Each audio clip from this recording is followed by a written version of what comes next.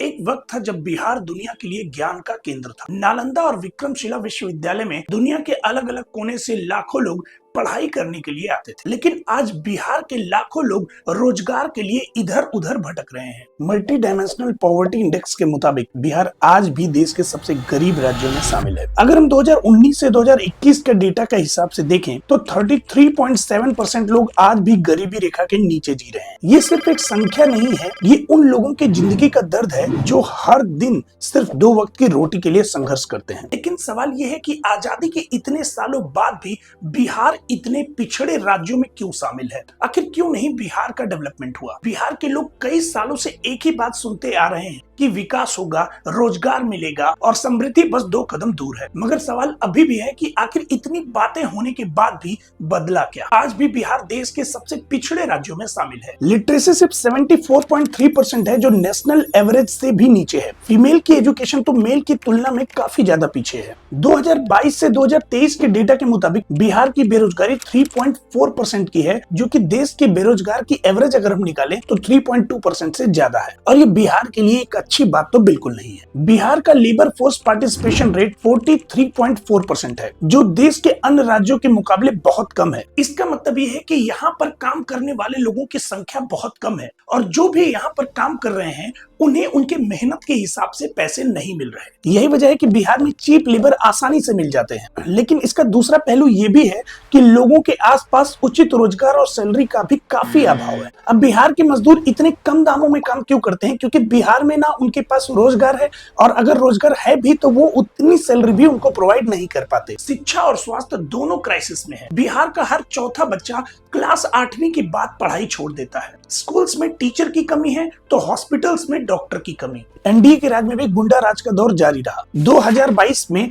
करीब 3.5 lakh crime report किए गए। अगर हम रोज के बेसिस पे देखें तो करीब क्राइम के 950 केसेस डेली रिपोर्ट किए गए, जिसमें 8 से 10 हत्याएं और 30 से 35 किडनैपिंग और 2-3 रेप भी शामिल है। और इस हिसाब से बिहार क्राइम के मामले में दूसरे नंबर पर है। इंडिया की हर बड़ी पार्टी ने बिहार से वादे किए, मगर किसी भी पार्टी ने अपने वादों को पूरा नहीं किया। जब देश आजाद हुआ उसके बाद बिहार में कांग्रेस का जबरदस्त शासन रहा, लेकिन उस दौरान भी बिहार की सोशल इकोनॉमिक हालत कुछ खास बदली नहीं। दलित और बैकवर्ड क्लासेस के जो लोग थे उन्हें समाज में एक पहचान तो मिली, मगर धरातल पर अभी भी डेवलपमेंट पॉलिसीज कमजोर ही रही और कास्ट पॉलिटिक्स और खाप पंचायत का जबरदस्त बोलबाला रहा। कांग्रेस के राज में बेसिक इंफ्रास्ट्रक्चर जैसे सड़क, बिजली और एजुकेशन पूरी तरह डेवलप नहीं हो पाया, और उसके आगे भी कांग्रेस धीरे धीरे कमजोर होती गई। उनके पास कोई मेजर अचीवमेंट थी ही नहीं, और उनके जो भी डेवलपमेंट के प्लान होते थे वो सारे कहीं ना कहीं करप्शन में डूब जाते थे। 1980 से 1981 में बिहार की पर कैपिटा इनकम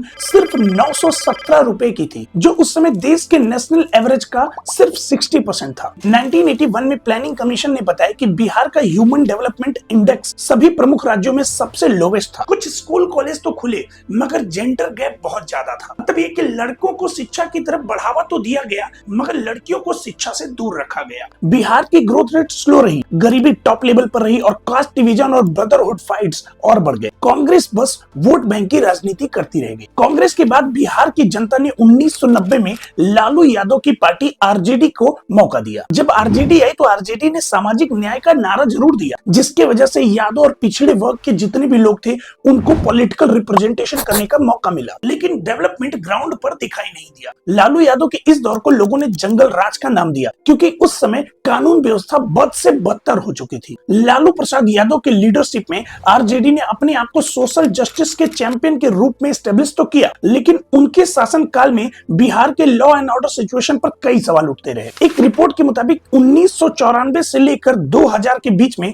बिहार में कास्ट बेस्ड जो वायलेंस हुए वो करीब 20 से भी ज्यादा थे, और इसमें कुल 337 लोगों की हत्या हुई, जिसमें 50 नक्सली भी शामिल थे। वहीं 2001 से 2004 के बीच में बिहार में 1527 किडनैपिंग रिपोर्ट हुई। सिर्फ 2004 में ही अकेले 411 किडनैपिंग केसेस दर्ज किए गए, जो अपने आप में ये दिखाता था कि बिहार में लॉ एंड ऑर्डर की उस समय क्या सिचुएशन थी। नेशनल क्राइम रिकॉर्ड ब्यूरो के डेटा के अनुसार कॉग्निजेबल क्राइम के टोटल इंसिडेंट में बिहार ने 1996 में 1,17,017 केसेस और 1997 में 1,17,401 केसेस और 1998 में 1,16,405 केसेस और 1999 में 1,18,600 48 केसेस रिपोर्ट किए। लालू यादव के राज में क्राइम तेजी से बढ़ रहा था और हालत ये थे कि राजनीति में क्रिमिनल्स का प्रभाव इतना था कि आम आदमी भी उनके अगेंस्ट बोलने से डरता था। उस समय आरजेडी ने अपना पूरा ध्यान यादव और मुस्लिम वोट बैंक पर रखा। इससे जो निचले वर्ग के लोग थे उनको बेनिफिट जरूर पहुंचा, लेकिन दलित और अपर एंड मिडिल कास्ट के लोगों में असंतुष्टि बढ़ने लगी। उस समय जाति के बेसिस पे जो पॉलिटिक्स होती थी उससे समाज में बड़ी डिवाइडेशन क्रिएट हुई। हेल्थ, एजुकेशन या इंफ्रास्ट्रक्चर किसी पे ध्यान नहीं दिया गया। 2000 के आसपास भी बिहार की हालत देश के सबसे पिछड़े राज्यों में थी। 2005 के इलेक्शन में लोगों ने आरजेडी को निराश होकर हटा दिया और 2005 में जब लालू यादव का जंगल राज खत्म हुआ तब बिहार की कमान संभाली नीतीश कुमार ने। अब उस समय नीतीश कुमार का नारा था न्याय के साथ विकास। शुरुआत में लोगों को लगा कि अब कुछ बदलाव होगा और बदलाव हुआ भी। लॉ और ऑर्डर सुधरे, रोड बनाए गए और गवर्नेंस में एक नया डिसिप्लिन आया। ग्रोथ रेट भी उस वक्त 11% तक पहुंच गया और लोगों के चेहरे पर अब उम्मीद की किरण जग गई। पर समय बीतने के साथ साथ गठबंधन भी बदलते गए और उसके साथ साथ उनकी प्रायोरिटीज भी। शुरुआत में नीतीश कुमार ने क्राइम के खिलाफ एक कड़ा रुख अपनाया और गुंडों को जेल भेजना शुरू किया। अब लोगों को ये लगा कि गुंडा राज अब करीब करीब खत्म हो गया। लेकिन 2015 के बाद जैसे जैसे पॉलिटिकल गठबंधन बदलते गए, लॉ एंड ऑर्डर फिर से ढीला पड़ गया। अगर आप एनसीआरबी 2022 का डेटा देखेंगे तो आपको पता ये चलेगा कि बिहार में उस साल करीब 3,47,835 क्राइम रिपोर्ट किए गए, जो 2005 के कंपैरिजन में 3 गुना। अब नीतीश सरकार के काल में शराबबंदी तो हुई पर सिर्फ कागज तक।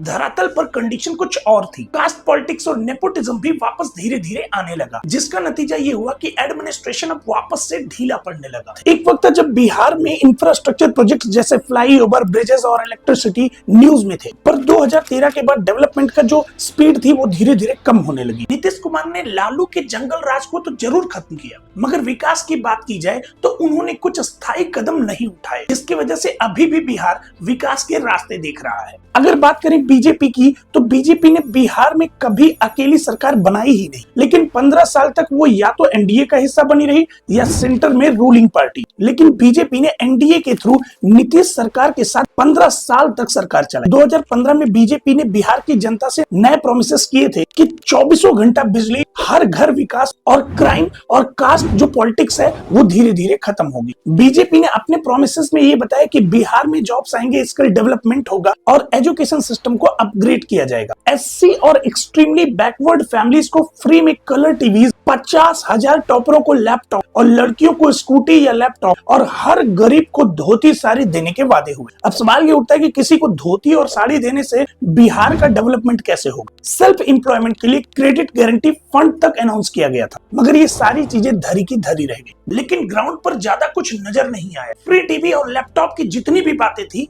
ये सिर्फ पेपर तक ही सीमित रही। मगर साफ सफाई और नक्सलियों को कंट्रोल करने में इस सरकार ने काम तो किया था, मगर जितने भी बड़े प्रोमिसेस इन्होंने किए थे वो सब के सब धरे रह गए। बीजेपी ने बिहार को एजुकेशन हब बनाने की बात की, बट जमीन पर न स्कूल इंप्रूव हुए न कॉलेज। हेल्थ सेक्टर में भी इंफ्रास्ट्रक्चर काफी कमजोर रहा। बीजेपी ने कास्ट सेंसस को इसलिए सपोर्ट किया ताकि बीजेपी को दलित और पिछड़ा वोट बैंक सपोर्ट कर सके, पर ग्राउंड पे कोई भी डेवलपमेंट देखने को नहीं मिला। इसी वजह से बहुजन सपोर्ट शिफ्ट होने लगा और अपोजिशन ने कास्ट यूनिटी के बेसिस पर बीजेपी को चैलेंज दिया। बिहार की कोई भी पार्टी, चाहे वो बीजेपी हो या आरजेडी हो या जेडीयू हो, इन सब पार्टियों पे से जनता का भरोसा अब धीरे धीरे उठने लगा। अब इस दौरान बिहार को किसी नए हीरो की जरूरत है और इस बैकड्रॉप में एक नई हलचल देखने को मिल रही है। इनका नाम प्रशांत किशोर है, जिन्होंने हाल ही में अपनी एक पार्टी बनाई जिसका नाम है जन सुराज पार्टी। पिछले 3 साल से प्रशांत किशोर ने बिहार का ग्राउंड लेवल टूर किया है। एक रिपोर्ट की माने तो वो करीब करीब 3000 किलोमीटर की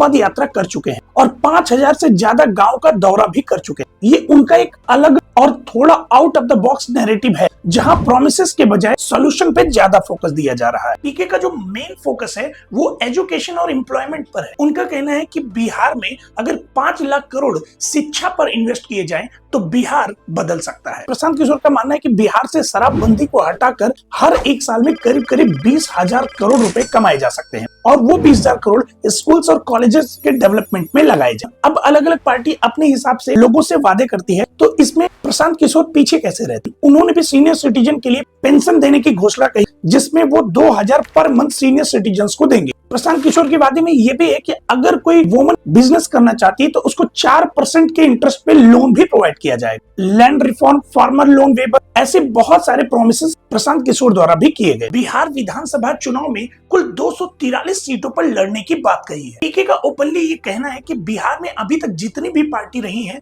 उन्होंने बिहार को विकसित करने का मौका गवा दिया है, चाहे वो आरजेडी हो, जेडीयू हो या फिर बीजेपी। प्रशांत किशोर ने कभी खुद को चूज करने की अपील नहीं की, पर ये कहते हैं कि अगर मॉडल बेस्ड पॉलिटिक्स को फॉलो किया जाए तो बिहार में पढ़ाई और रोजगार दोनों संभव है। अब देखना यह है कि प्रशांत किशोर का ये मॉडल बिहार को वाकई में विकसित करेगा या फिर ये एक पॉलिटिकल एक्सपेरिमेंट बनकर रह जाएगा। दोस्तों, अगर आपने यहाँ तक वीडियो देखी है और वीडियो थोड़ी भी अच्छी लगी हो तो चैनल को सब्सक्राइब जरूर करें और साथ ही साथ वीडियो को शेयर जरूर करें। मिलते हैं नेक्स्ट वीडियो में।